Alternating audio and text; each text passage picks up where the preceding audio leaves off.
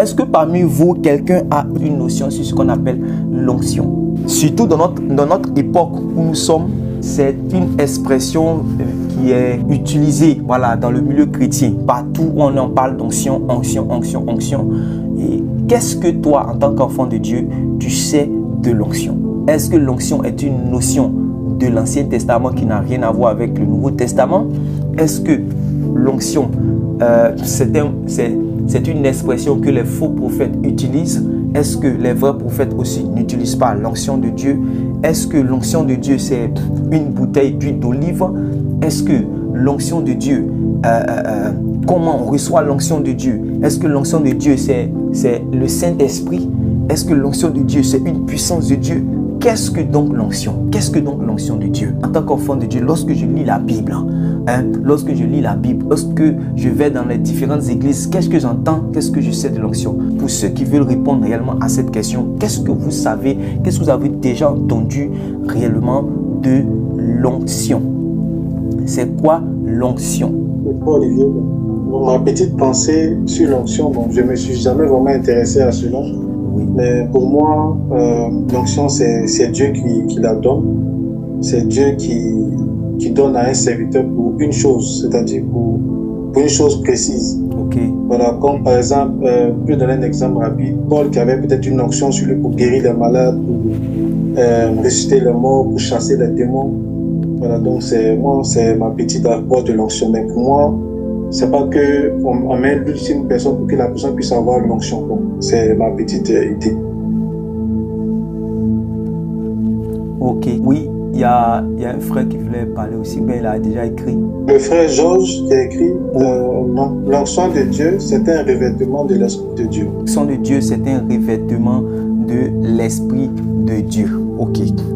Voilà, l'onction de Dieu, c'est un revêtement de l'Esprit. Mais moi, j'ai déjà entendu, par exemple, des chrétiens qui disent que l'onction de Dieu, c'est le Saint-Esprit. Est-ce qu'ils ont raison? Est-ce que l'onction de Dieu, c'est le Saint-Esprit? Il y a d'autres qui disent l'onction, ça, c'est dans l'Ancien Testament. Dans le Nouveau Testament, il n'y a pas l'onction. Mais nous venons d'apprendre, parce que le frère Olivier vient de dire tout à l'heure encore, que l'onction, c'est Dieu qui donne. Ça veut dire que l'onction existe. L'onction existe au moins. Voilà. Maintenant, il y a le bien-aimé Georges qui a dit que l'onction, c'est le revêtement de quoi? Le revêtement de l'Esprit de Dieu. Le revêtement de l'Esprit de Dieu. D'accord. On va voir quelque chose sur l'onction. Prenons un texte qui parle de l'onction plus facilement, où on voit le mot onction. Et vous allez dire ce que vous voyez par là. On va prendre deux textes. Premier texte, dans le premier texte, nous prenons 1 Jean chapitre 2, nous sommes verset 24. Allons-y. Que ce que vous avez entendu dès le commencement demeure en vous. Si ce que vous avez entendu dès le commencement demeure en vous, vous demeurerez aussi dans le Fils et dans le Père. Et la promesse qu'il nous a faite, c'est la vie éternelle. Je vous ai écrit ces choses au sujet de ceux qui vous égarent. Pour vous, l'onction que vous avez reçue de lui demeure en vous et vous n'avez pas besoin qu'on vous enseigne. Mais comme son onction vous enseigne toutes choses et qu'elle est véritable et qu'elle n'est point un mensonge, demeurez en lui selon les enseignements qu'elle vous a donnés. Amen. Amen. Donc tu es au verset combien? Au verset 27. Au verset. Voilà. Donc le verset 27, reprends le verset 27 encore s'il te plaît. Amen. Pour vous, l'onction que vous avez reçue de lui demeure en vous. Et vous n'avez pas besoin qu'on vous enseigne, mais comme son onction vous enseigne toutes choses, et qu'elle est véritable, et qu'elle n'est point un mensonge, demeurez en lui selon les enseignements qu'elle vous a donnés. Amen. Regardez. Qui comprend ce que l'apôtre Jean est en train de dire ici? Parce que c'est l'un des passages les plus... Excusez-moi, mais les passages les plus biaisés, déchiquetés, sortis du contexte vraiment dans les Écritures. Regardez ce qu'il dit, hein, puisque ce qu'il dit est un peu choquant si on n'a pas bien lu en fait toute l'épître de 1 Jean pour comprendre l'esprit de celui qui parle, pour comprendre l'esprit en fait de l'apôtre Jean. Parce que quand on écrit là, on écrit parce qu'on veut véhiculer un message, on écrit parce que on veut atteindre un objectif. On écrit parce qu'on veut justement atteindre, on a un objectif dans son esprit lorsqu'on écrit. Il n'y a pas quelqu'un qui va même écrire un livre, qui va écrire un texte, qui va écrire une lettre sans une pensée dans son esprit. Quand vous lisez la Bible, quand vous approchez des Écritures, il faut toujours chercher ça d'abord. C'est ça qui va vous permettre de savoir ce que celui qui parle dit. C'est très important. Est-ce que vous me comprenez? C'est très important. Quand on arrive, c'est pour ça que je vous ai fait lire à partir du verset 24. Sinon, j'aurais pu vous faire lire le verset 27 où le mot onction sort. Où la notion, c'est-à-dire que l'onction là, ça sort. Puisque c'est comme ça les gens s'approchent des Écritures. S'ils cherchent par exemple l'onction, ils disent que le mot onction là, on a vu ça seulement peut-être dans 1 Jean et puis dans 2 Corinthiens où l'apôtre Paul a dit c'est Dieu qui nous a oint. Puis ce passage là, il dit pour vous, l'onction de Dieu que vous avez reçue de lui demeure en vous. Et vous n'avez pas besoin qu'on vous enseigne. Mais comme son onction vous enseigne toutes choses et qu'elle est véritable et qu'elle n'est point un mensonge, demeurez en lui selon les enseignements qu'elle vous a donnés. Donc, qu'est-ce que l'apôtre veut dire ici? Qui peut essayer? Qu'est-ce que l'apôtre veut dire ici? Amen. Oui, amen. Frère Boya. Oui, frère Boya, vas-y. Je pense que dans ce épître, l'apôtre est en train de parler du Saint-Esprit. Ce qu'il a décrit là, c'est au sujet du Saint-Esprit qui a été reçu quand les saints ont cru que cet esprit-là repose en eux. En fait, c'est ce qu'il essaie de leur signifier. Voilà, le Christ leur a donné cet esprit-là et l'Esprit Saint habite en eux. Voilà en substance la vérité en fait qui veut leur faire comprendre. C'est le Saint-Esprit qui va les conduire dans la connaissance, dans la vérité. Pour schématiser un peu, voilà ce que je comprends. Ok. Bon, je vous explique un peu rapidement pour qu'on puisse aller.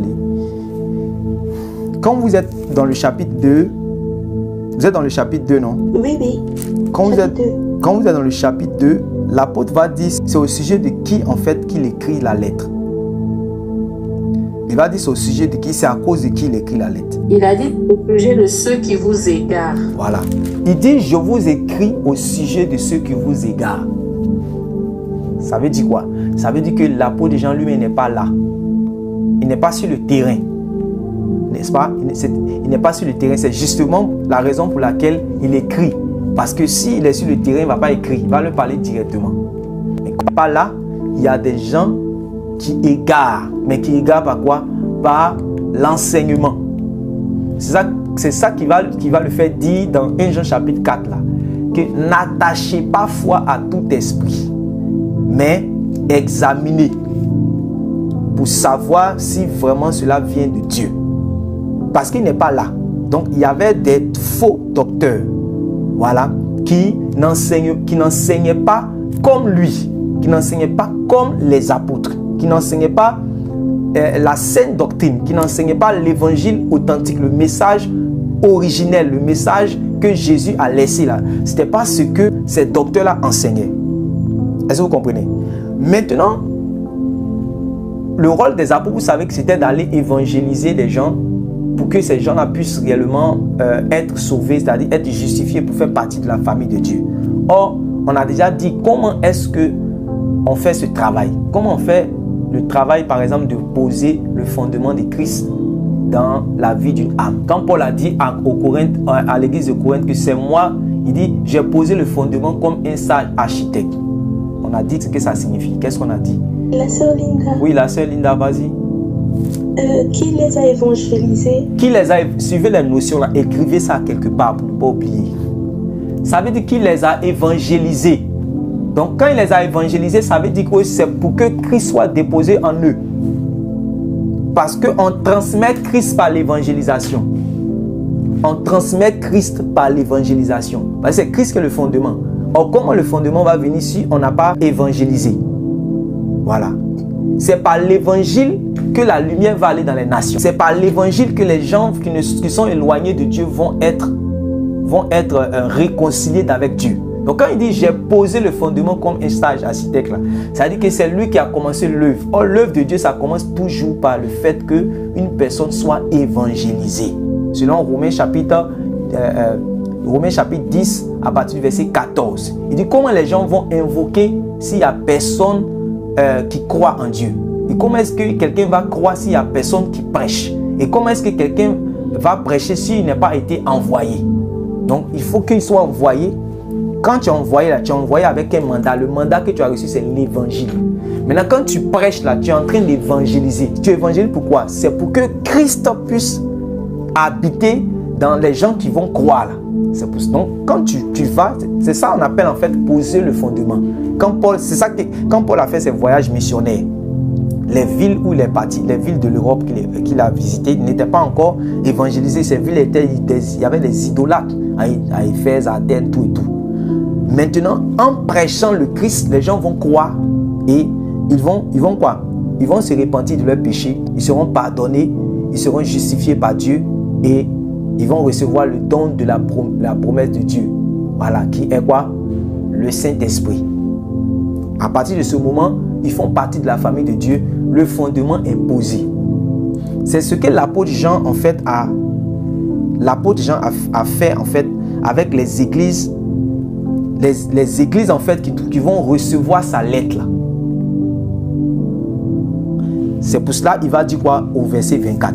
Nous sommes dans 1 Jean chapitre 2. Il va dire quoi au verset 24? Amen. Verset 24. Oui. Que ce que vous avez entendu dès le commencement demeure en vous. Stop. Voilà. Il dit que ce que vous avez entendu dès le commencement demeure en vous. Ils ont entendu quoi? L'évangile, la parole de Dieu. Ils ont entendu la parole de Dieu, l'évangile. Et c'est ça qui les a fait naître de nouveau. C'est ça qui a fait qu'ils sont devenus chrétiens. Maintenant, il dit, continue. Si ce que vous avez entendu dès le commencement demeure en vous, vous demeurerez aussi dans le Fils et dans le Père. Voilà. Il dit, si ce que vous avez entendu dès le commencement demeure en vous, vous demeurez aussi dans le Fils et dans le Père. Oui. Et la promesse qu'il nous a faite, c'est la vie éternelle. En fait, ici, il est en train de faire une mise en garde par rapport à l'évangile qu'ils ont reçu dès le départ. Parce qu'il y a des docteurs qui sont en train de les emmener loin de ce qu'ils ont entendu dès le départ. Est-ce que vous comprenez? Il y a les docteurs qui sont en train de les emmener loin de ce qu'ils ont entendu dès le départ. C'était la même chose que l'apôtre Paul aussi a fait quand il a parlé dans 1 Corinthiens.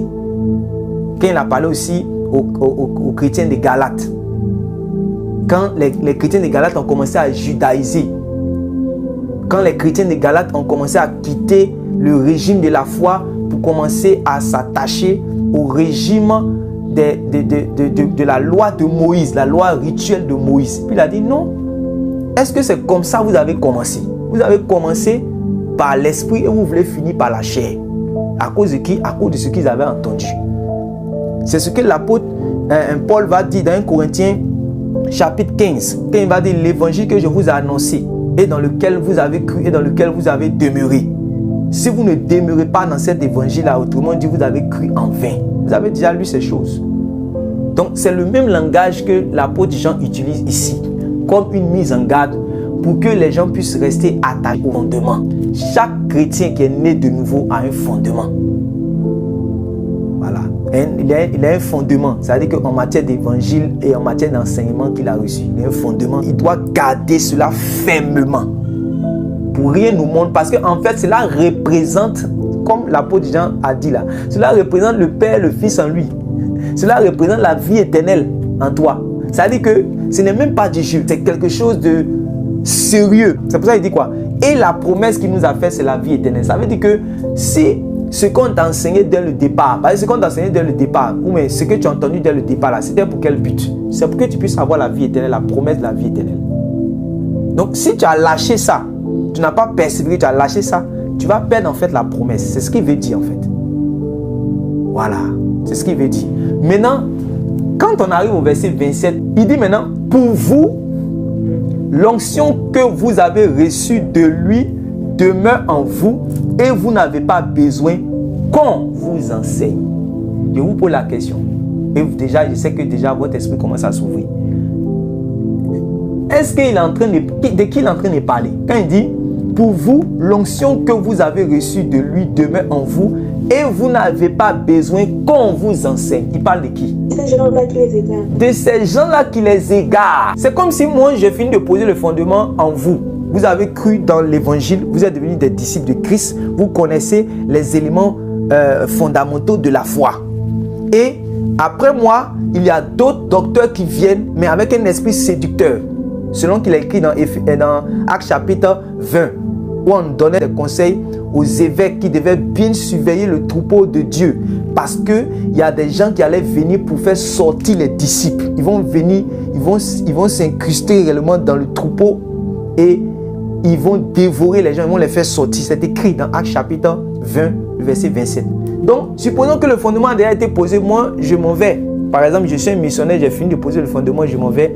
Et que quelqu'un d'autre vient. Mais il ne vient pas avec le même langage que moi. Il ne vient pas avec le même message, le même évangile que moi, mais il vient avec un évangile séducteur. Donc, je peux maintenant appeler quelqu'un d'entre vous, par exemple, peut-être, je vais m'adresser à vous, mais vous envoyer une lettre ou bien appeler pour vous dire, mes amis, je vais parler terre à terre ce qu'il est en train de dire. Il dit, vous là, vous n'avez pas besoin qu'on vous enseigne. Je suis en train de dire quoi autrement?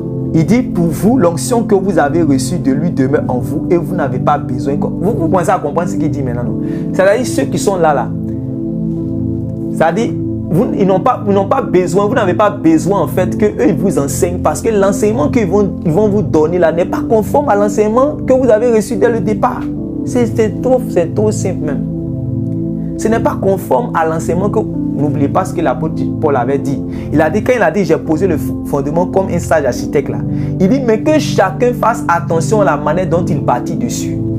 Donc le fondement n'en vient pas bâtir avec n'importe quoi dessus. On doit bâtir avec des éléments qui vont pouvoir traverser le feu. Maintenant, si quelqu'un vient et que vous connaissez déjà les fondements, par exemple, quelqu'un vient vous annoncer que Jésus-Christ n'est pas Dieu. Quelqu'un vient vous annoncer que la résurrection n'existe pas. Vous voyez? Quelqu'un vient vous annoncer vraiment un autre évangile. Donc, c'est de là qu'il est en train de parler en disant, puisque vous avez déjà reçu l'évangile qui a permis à l'onction de vous de venir habiter en vous là. Vous n'avez pas besoin de les écouter. Sinon, l'apôtre Jean ne peut pas dire que vous n'avez pas besoin que l'on vous enseigne. Et c'est comme ça que les chrétiens comprennent aujourd'hui. C'est pour ça qu'il dit, nous n'avons pas besoin d'enseignants, nous n'avons pas besoin d'église, nous n'avons pas besoin de pasteurs. Nous allons rester chez nous à la maison. De toutes les façons, l'onction qui est en nous nous enseigne. Voilà comment ils ont compris ce passage-là. N'est-ce pas? Vous êtes d'accord? Ça là, c'est comme ça que beaucoup de chrétiens comprennent. Voilà. Nous avons reçu l'onction demeure en nous. Je suis un chrétien, l'onction demeure en moi. Voilà. Donc, je n'ai pas besoin qu'on m'enseigne. C'était jamais dans l'esprit là, dans cet esprit-là qu'il a dit. C'était impossible même. Puisque, toi-même, dans Éphésiens chapitre 4, on dit que le Seigneur a fait don. Il a fait don à l'église des enseignants. Voilà. Donc, s'il n'y a pas d'enseignants dans la maison de Dieu, comment est-ce que les gens vont pouvoir connaître les voies de Dieu pour mieux marcher? Donc, ce que Dieu me... On dit quoi même? Dans Actes des apôtres, on dit les disciples persévéraient dans l'enseignement des apôtres. Voilà. Donc, l'apôtre Jean ne peut pas encourager les chrétiens à ne pas se faire enseigner. C'est pas ce qu'il dit. Ça n'a jamais été sa pensée. Mais c'est à cause des gens qui sont là. C'est comme si moi je suis là et puis je vous dis, permettez-moi l'esprit, je dis, vous n'avez pas besoin que Kakou Philippe vous enseigne. Qu'est-ce que Kakou Philippe va vous apprendre? Vous comprenez maintenant ce qu'il est en train de dire, non? Voilà. Parce qu'exactement à cette époque-là, il y avait les antéchrists. Il y avait les antéchrists. Et quand vous lisez la lettre des gens, vous allez voir qu'il a parlé de l'antéchrist en fait. Parce qu'ils avaient un enseignement hérétique. Des gens comme les Cyrinthes. Les Cyrinthes là, à cette époque-là, il y a un hérétique qu'on appelait Cyrinthe.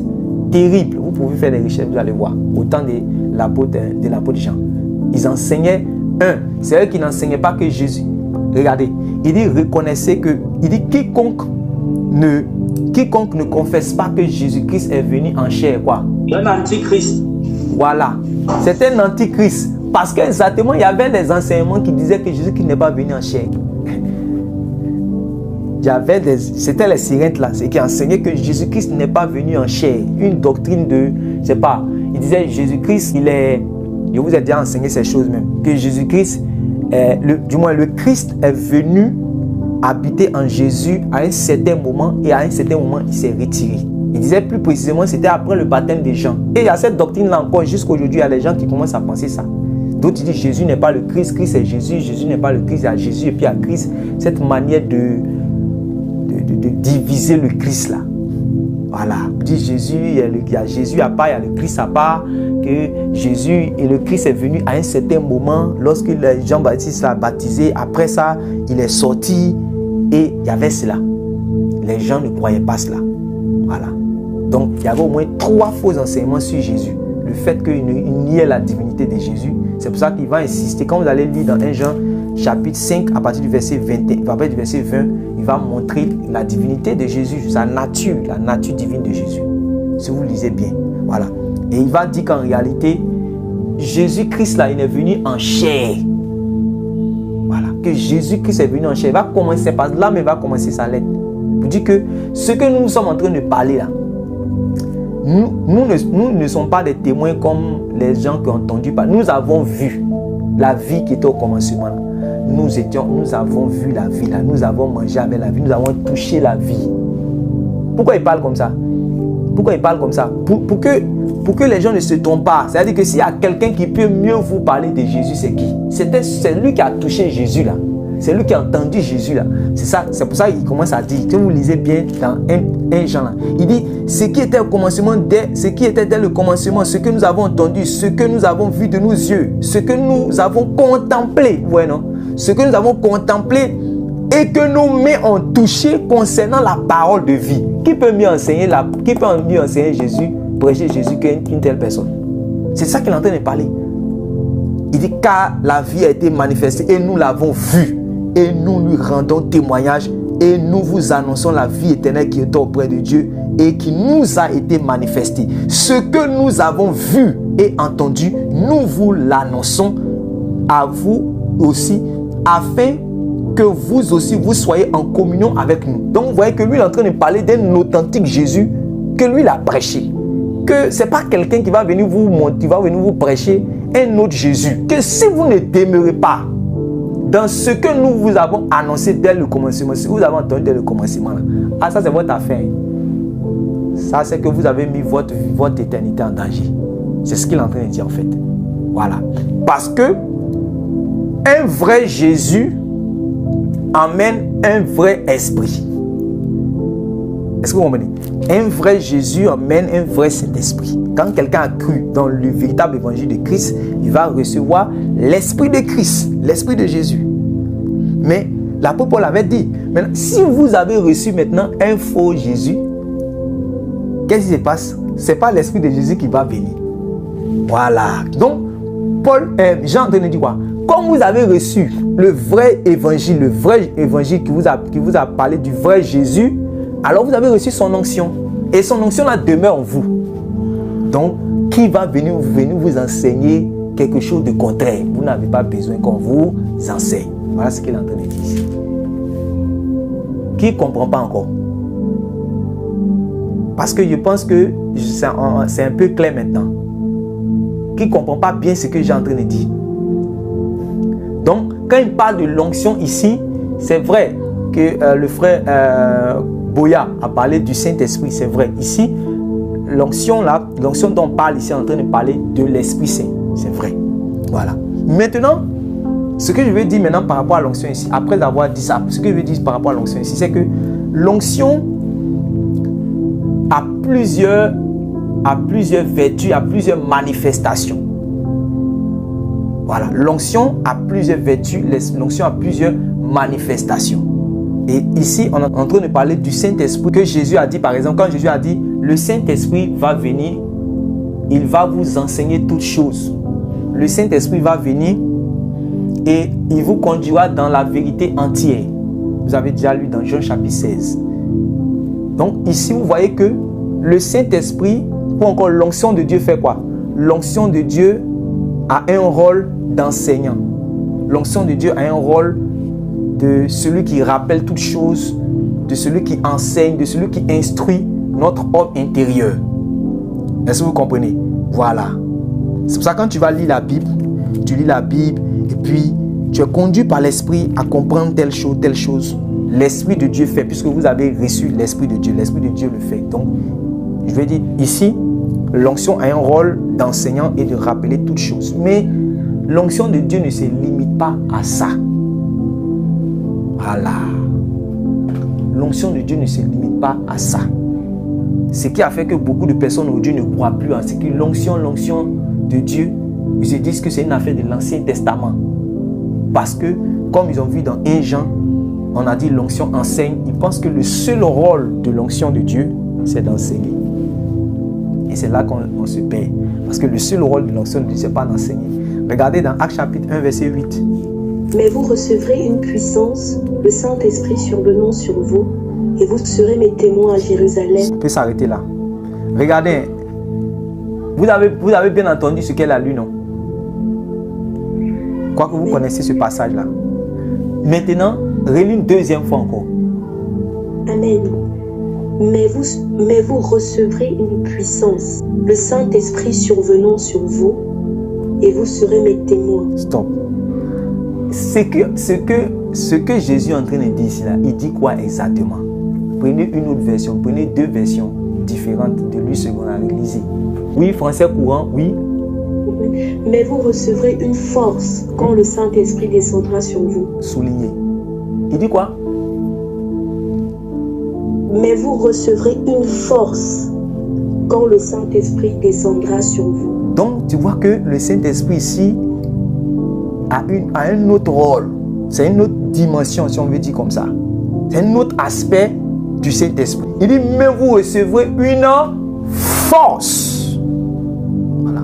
Vous recevrez une force quand le Saint-Esprit viendra sur vous. Souvenez-vous que dans Luc chapitre 10, Luc chapitre 9, on dit quoi? Quand les disciples devaient aller à Jérusalem et puis ils ont reçu la parole du Seigneur, le Seigneur a dit, n'allez pas vers les nations, mais restez à Jérusalem et allez annoncer le royaume de Dieu. Là.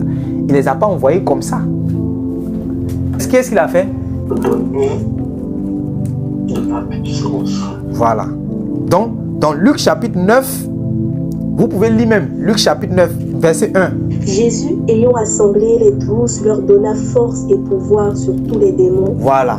Vous voyez que ici, Jésus a donné force, mais il a limité en fait le champ d'action. C'est pour ça que quand ils sont revenus, le témoignage qu'ils ont dit à Jésus, que les démons même nous sont soumis, parce que c'était cette puissance-là, spécialement pour ça que Jésus les a. En fait, il a donné force et puissance, on dit, sur les démons. Il a soufflé sur eux, il a donné force et pouvoir.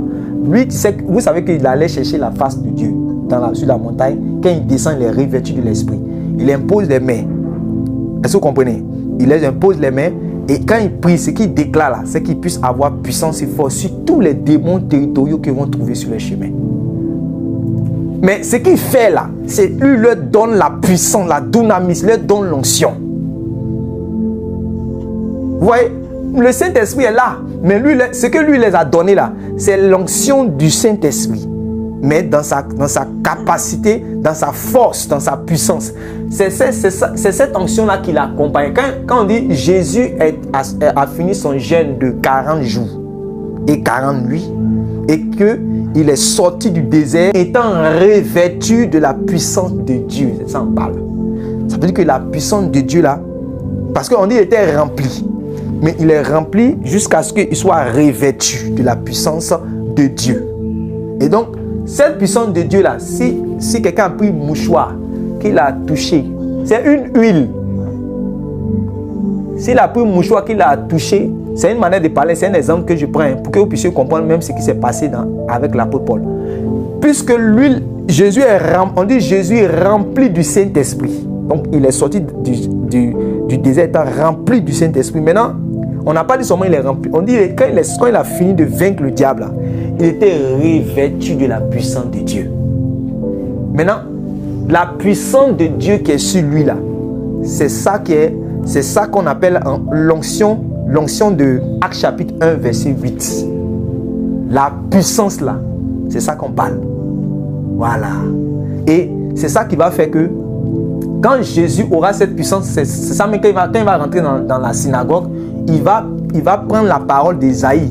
Dans Ésaïe chapitre 61, il va dire que l'Esprit du Seigneur est sur moi parce que Dieu m'a oint pour, comme vous avez dit.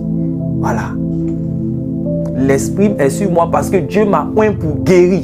Et donc, quand Jésus maintenant va faire son ministère, vous allez voir que cette femme, par exemple, qui avait 12 années de perte de sang, a dit, si je puis seulement toucher le pan de sa robe, je serai guéri. Exactement, elle a touché le pan de sa robe. Il y avait une foule qui était autour de Jésus. Quand elle a touché, qu'est-ce qui s'est passé? On a dit quoi? Très bien. Une force est sortie de lui. Une force est sortie de lui. Quelle force? C'est la force qu'on appelle l'onction là. Amen. Il y a d'autres qui disent non, l'onction ça n'existe pas. Il faut être un homme de prière seulement. Souvent ton sourire seulement peut faire quelque chose dans la vie des hommes. Il faut être un homme de prière, de jeûne, de consécration. Consacre-toi à Dieu. Parce que ça, c'est un moyen pour que Dieu aussi communique l'onction. C'est vrai que ce n'est pas le seul moyen, mais c'est l'un des moyens vraiment fréquents par lequel Dieu communique l'onction du Saint-Esprit. Donc vous voyez que Luc chapitre 9, Actes chapitre 1 verset 8, et puis lisez aussi Actes chapitre 10 verset 38. Vous savez comment Dieu a oint du Saint-Esprit et de force Jésus de Nazareth, qui allait de lieu en lieu faisant du bien et guérissant tous ceux qui étaient sous l'empire du diable. Voilà. Car Dieu était avec lui. Très bien. Répète encore une deuxième fois. Vous savez comment Dieu a oint du Saint-Esprit et de force Jésus de Nazareth, qui allait de lieu en lieu, faisant du bien et guérissant tous ceux qui étaient sous l'empire du diable, car Dieu était avec lui. Amen. C'est le même travail que toi en tant que témoin de Jésus, tu t'en vas faire aussi, non? Oui. Ah, si tu n'es pas loin de faux, ça... En fait, on est en train de faire un résumé. On dit que ce que vous avez vu Jésus faire là, dans la ville, dans le pays là, c'est justement parce qu'il avait été oint par Dieu. Voilà. C'est justement, il dit, vous savez comment Dieu a oint du Saint-Esprit. Vous voyez, non? Du Saint-Esprit et de force. Il a oint Jésus du Saint-Esprit et de force. Mais si vous lisez cette partie encore avec une autre version, je préfère lire avec une autre version. Quelque chose va sortir, je suis sûr. Allons-y. Quand on dit Dieu a oint du Saint-Esprit et de force, là, lisez. Ensuite, Dieu a oint Jésus de Nazareth en répandant sur lui la puissance du Saint-Esprit. Vous voyez? Répète. Ensuite, Dieu a oint Jésus de Nazareth en répandant sur lui la puissance du Saint-Esprit. Ici, là, ça équivaut à Actes chapitre 1, verset 8. Amen. Voilà. Actes chapitre 1, verset 8, là. Ce n'est pas le Saint-Esprit qui va t'enseigner toutes choses. Le Saint-Esprit qui va te rappeler les paroles de Dieu. Non, non. Ici, là, tu dois aller chercher quelqu'un qui est dans la main du diable. Donc, le diable connaît seulement que le langage de la puissance dans ce domaine-là. Donc, il faut que tu sois oint. Il faut que tu crois que tu es oint. Il faut que tu puisses aimer l'onction de Dieu aussi. Est-ce que vous comprenez? C'est ça qui fait que la dernière fois, il y avait le frère Olivier qui avait parlé de son fils était malade net. Il a imposé les mains. Son fils dit, il dit à son fils, ça va? Son fils dit, oui, c'est parti. C'est parti, c'est quoi? C'est la puissance de Dieu qui a fait cela. Amen. Voilà, c'est la puissance de Dieu qui a fait cela. Est-ce que vous comprenez? Je vous dis ces choses parce qu'aujourd'hui même, j'étais tombé sur un texte sur les réseaux sociaux, ça m'a fait rire. Vous savez, on parle de beaucoup de choses qu'on ne comprend pas. C'est vrai qu'aujourd'hui, il y a des abus. Mais ne faites jamais une doctrine à partir des abus des gens. Il a toujours dit ça aux frères. Ne faites jamais une doctrine à partir des abus des gens. C'est vrai que sur cette affaire d'onction, il y a beaucoup de mensonges dedans, il y a beaucoup d'abus. Voilà, il y a beaucoup de mensonges, d'abus. Mais cela ne veut pas dire que l'onction n'existe pas. Cela ne veut pas dire que l'onction n'existe pas. L'onction existe bel et bien. Si moi je crois à l'onction de Dieu. Voilà, je Pourquoi l'onction de Dieu? Parce que c'est pas l'onction de Dieu, en fait, c'est une capacité surnaturelle. C'est-à-dire que les choses que tu ne peux pas faire naturellement, Dieu va te donner l'onction pour pouvoir les accomplir. Voilà, Dieu va te donner l'onction pour pouvoir les accomplir. C'est ça. C'est une capacité divine. Voilà, une capacité divine. Donc, le frère, par exemple, a dit, le transfert de l'onction, c'est un gros mensonge que disent les Écritures à ce niveau, à ce sujet. Vous voyez? Et d'autres chrétiens, entre griffes éclairés, se disent que, voilà, puisque, vous voyez, ce qu'il appelle transfert d'onction, c'est quoi? Ce que les anglophones, par exemple, appellent, Linda, si je me trompe, tu me fais signer, ce qu'ils appellent impartation. Je ne sais pas comment ils disent ça en anglais, impartation. Je ne sais pas si vous avez déjà entendu cette expression-là. Non. C'est que tu n'as pas entendu. On dit impactation en fait. Mais en français, en fait, on dit transfert d'onction. Vous voyez ce qui s'est passé avec Élie et puis Élisée là. Vous avez vu ce qui s'est passé avec Élie et puis Élisée avant de partir. Voilà. Il a été béni, il a été oint. Voilà. Mais quand vous regardez, les gens pensent que comme c'est Élie qui a imposé les mains à Élisée et qu'on voit que, du moins, là-bas, mais il n'y a même pas eu imposition des mains. Avant, il y a eu une imposition des mains d'abord avant et c'est après, il lui a donné le manteau. Vous voyez, il y a eu une imposition des mains d'abord avant. Il y a eu d'abord le manteau quand il était en train de paître le troupeau, on lui a jeté le manteau. Après ça, il y a eu, quand il est parti lui-même, puis il a laissé son manteau qui était là. Après ça, on voit des prophètes comme Samuel qui oint David. Vous voyez, non? Mais quand Samuel oint David là, ce sont les mains de Samuel qui touchent David, c'est vrai, qui lui imposent les mains.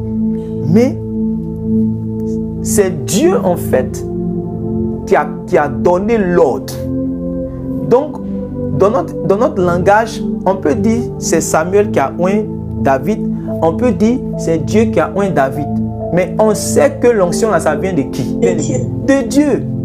Donc quand l'apôtre Paul dit, très bien, donc quand l'apôtre Paul dit, c'est Dieu qui, parce que j'ai vu les commentaires, les gens commençaient à dire non, que l'onction là, ça vient de Dieu, c'est Dieu qui nous a oint. C'est Dieu qui nous... C'est pour ça que les gens me refusent l'imposition des mains. Pourtant, ça fait partie de la doctrine, d'une doctrine élémentaire dans l'église. C'est écrit dans l'hébreu là-bas. Ils refusent la doctrine de l'imposition des mains. Pourtant, ils voient que dans Actes chapitre 8, les gens ont reçu le don du Saint-Esprit par imposition des mains. Est-ce que vous comprenez? Quand l'apôtre Paul dit, je vais aller à Corinthe, quand je vais venir, ce ne sera pas pour parler. Je vais venir communiquer les dons à certaines personnes. Bon, il va communiquer les dons comment? Donc, ce n'est pas Dieu qui donne. Pour l'apôtre Paul dit, il va communiquer à ses frères. Donc, on communique donc aussi. Mais, donc, il dit, il va communiquer là, c'est ça. Il va t'imposer les mêmes. C'est ça qu'on appelle l'onction. Il va t'impacter, en fait, par l'onction qu'il a reçue, c'est ça. C'est ça. Donc, on peut communiquer même un don. Vous savez pas, on peut communiquer. C'est ce qu'il a dit à Timothée. N'oublie pas. Il dit, n'attriste pas le don que tu as reçu par imposition des mains par les anciens dans l'assemblée. Voilà. Je prends un exemple. Une prophétie peut venir. Ah, telle personne, le frère Georges, tu es appelé à faire mon œuvre d'évangélisation à Gwandéré, aux choses au Cameroun. La parole vient. Quand la parole vient, la prophétie a été donnée. Donc, on peut maintenant, on va le prendre comme c'est passé dans Actes chapitre 13. Et l'église, les anciens, le collectif des anciens, puisqu'il y a un principe qui dit que c'est le supérieur qui bénit l'inférieur. Donc, les anciens vont imposer les mains. Voilà. C'est un principe pour que la puissance de Dieu puisse venir en toi. Mais les gens pensent que quand ça se passe, cela veut dire que c'est l'homme. C'est parce qu'ils ne sont pas humbles. Ils pensent que c'est pour glorifier Dieu qu'ils refusent en fait de se prosterner pour qu'on puisse réellement prier pour eux. C'est faux, c'est l'orgueil même. C'est l'orgueil. C'est à cause des abus qui se passent. Aujourd'hui, on voit les gens qui lapent aujourd'hui les pieds des gens pour pouvoir recevoir une onction. Ça, c'est un abus. Aujourd'hui, on voit des gens qui vendent des mouchoirs. 1000 francs, 10 000 francs pour recevoir la guérison. Ça, c'est un abus. Mais à cause de ces abus-là, les gens ont mis croix directement sur l'onction pour dire que ça n'existe pas. Or, ils ont vu dans Actes des Apôtres, Actes chapitre 19, que l'apôtre Paul était tellement loin qu'on dit les mouchoirs qu'il avait touchés là. Quand on prenait pour aller toucher d'autres personnes aussi, ces gens étaient guéris.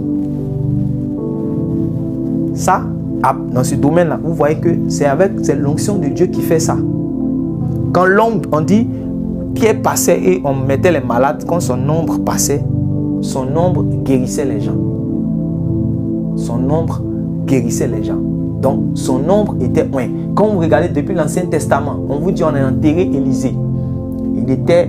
On l'a enterré. On a pris un homme. On allait le jeter en le jetant là. Parce que les soldats venaient. Donc, les gens étaient pressés.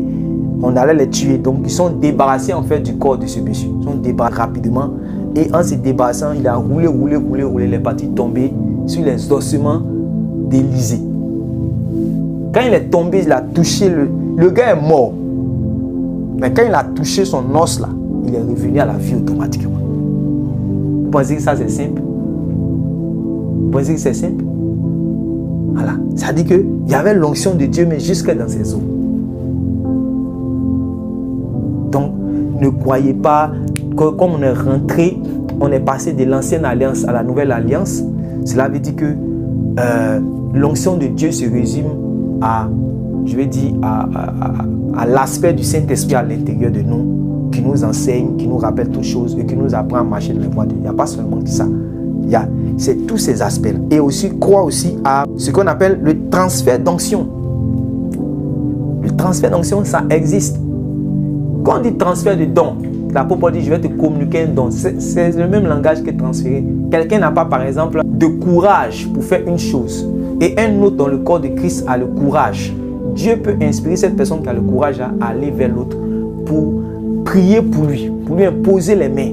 Cet ancien-là lui impose les mains pour que lui puisse réellement être fortifié pour aller faire cette œuvre. Est-ce que vous comprenez? Voilà, il faut bien comprendre. Donc, le transfert de grâce, transfert d'onction, tout ça, ça existe. Ça existe. Voilà, il faut bien comprendre ces choses. Quand vous serez sur le terrain, il y a beaucoup de choses que vous allez voir, vous allez comprendre que ces choses-là existent. Voilà. Donc, il y a beaucoup de choses à dire sur l'onction, mais je vais m'arrêter un peu de ce qu'on a vu. Il y a le domaine de l'onction qui enseigne, il y a le domaine de l'onction qui nous rappelle toutes choses, il y a le domaine de l'onction pour manifester les dons spirituels. Voilà. Il y a le domaine de l'onction. Il y a plusieurs aspects en fait de l'onction. Voilà. Il y a l'onction pour le ministère. Le ministère, je vais dire le don ministère. Apôtre, prophète, docteur, évangéliste, même les diacres. Même les diacres. Parce que quand, dans Actes chapitre 6, quand on les a pris, on les a imposé les mains d'abord. On dit qu'ils étaient remplis d'esprit, oui, mais on les a imposé les mains afin qu'ils soient qualifiés pour cette tâche. Donc, on impose les mains pour comment on appelle ça, pour recommander ou bien pour ordonner un frère ou bien une soeur à une tâche dans l'église. Mais quand tu imposes les mains, c'est que la personne puisse recevoir une onction de Dieu pour la chose. Donc il y a l'onction pour le ministère. Il y a l'onction pour la manifestation des dons. Il y a l'onction qui enseigne toutes choses. Il y a l'onction qui t'apprend les voies de Dieu. Donc il y a plusieurs manifestations de l'esprit. L'onction ne se résume pas à 1 Jean chapitre 2 que nous avons lu et puis qu'on vient de lire là-bas. Amen. Est-ce que c'est clair? Est-ce que tout le monde comprend? Est-ce qu'il y a une dernière question, deux questions rapidement et puis si quelqu'un n'a pas bien compris, s'il y a une question rapidement et puis je réponds et puis on va prier pour la fin. Il y a la sœur Linda qui a levé sa main. Linda, vas-y rapidement. Oui, pardon. C'est juste par rapport à ça, je voulais dire un petit truc ou un petit témoignage. Ok, vas-y. Par rapport à la transmission, du don, dans l'onction dans son aspect don. Ok. Voilà. Je veux vraiment dire que c'est tellement la vérité. Même dans un songe, Dieu peut transmettre l'onction ou le don par un songe.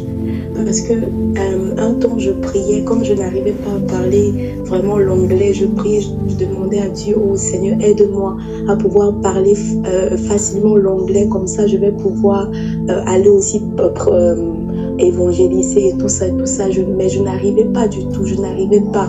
Et un jour j'ai eu un songe Dans le songe, j'ai vu notre pasteur d'ici. Il avait un micro, il était avec un micro, il parlait, il est venu me donner le micro. Et quand il m'a donné, j'ai pris le micro dans le songe. Et le lendemain, le vendredi, comme c'était par hasard ou par coïncidence, mais c'était pas coïncidence, on m'a demandé de traduire. Donc la personne parlait en français et je devais traduire en anglais. J'ai eu tellement peur, j'ai dit mais qu'est-ce que je vais aller dire là-bas alors qu'on ne m'appelle jamais pour faire ça, mais on m'a demandé de le faire. J'ai eu tellement peur, je me suis levée. Vraiment, je vous assure, j'ai traduit j'ai parlé en anglais que moi-même, je ne sais pas d'où ça sortait. J'ai tellement traduit. Et quand on a fini, j'ai su que le Seigneur m'avait donné le don au travers de son serviteur dans le son. J'ai compris ça le jour-là. Et depuis aujourd'hui, j'arrive à parler l'anglais tellement facilement, aisément. Il n'y a plus de blocage et tout. Donc, c'était juste un peu pour dire cela, que vraiment c'est la vérité, le Seigneur le fait. Amen. C'est simple. Les choses de Dieu sont simples. C'est lorsqu'on veut mettre beaucoup de mystères dedans, c'est là on passe à côté des cas. Les choses de Dieu sont simples. On est simple, on va recevoir, on va expérimenter ces choses. Voilà. Que Dieu soit béni encore pour ton témoignage.